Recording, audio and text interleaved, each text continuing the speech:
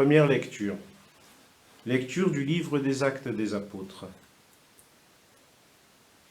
Le jour de la Pentecôte, Pierre, debout avec les 11 autres apôtres, éleva la voix et leur fit cette déclaration.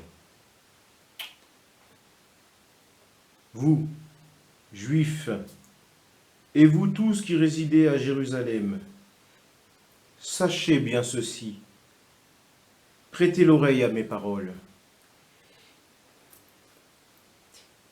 Il s'agit de Jésus, le Nazaréen, homme que Dieu a accrédité auprès de vous en accomplissant par lui des miracles, des prodiges et des signes au milieu de vous, comme vous le savez vous-même.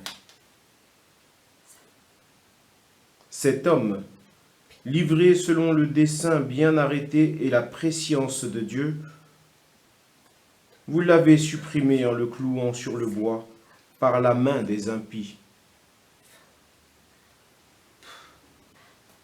Mais Dieu l'a ressuscité en le délivrant des douleurs de la mort, car il n'était pas possible qu'elle le retienne en son pouvoir.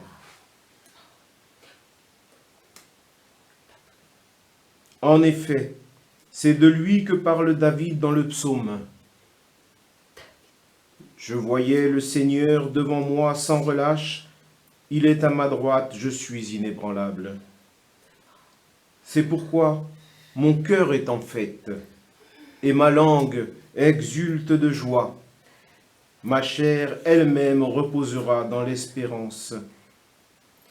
Tu ne peux m'abandonner au séjour des morts, ni laisser ton fidèle voir la corruption. Tu m'as appris des chemins de vie, tu me rempliras d'allégresse par ta présence. Frères, il est permis de vous dire avec assurance au sujet du patriarche David qu'il est mort, qu'il a été enseveli et que son tombeau est encore aujourd'hui chez nous. Comme il était prophète, il savait que Dieu lui avait juré de faire asseoir sur son trône un homme issu de lui. Il a vu d'avance la résurrection du Christ, dont il a parlé ainsi. Il n'a pas été abandonné à la mort, et sa chair n'a pas vu la corruption.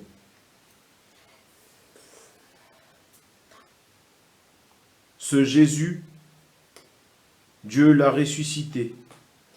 Nous tous, nous en sommes témoins. Élevé par la droite de Dieu, il a reçu du Père l'Esprit Saint qui était promis, et il l'a répandu sur nous, ainsi que vous le voyez et l'entendez.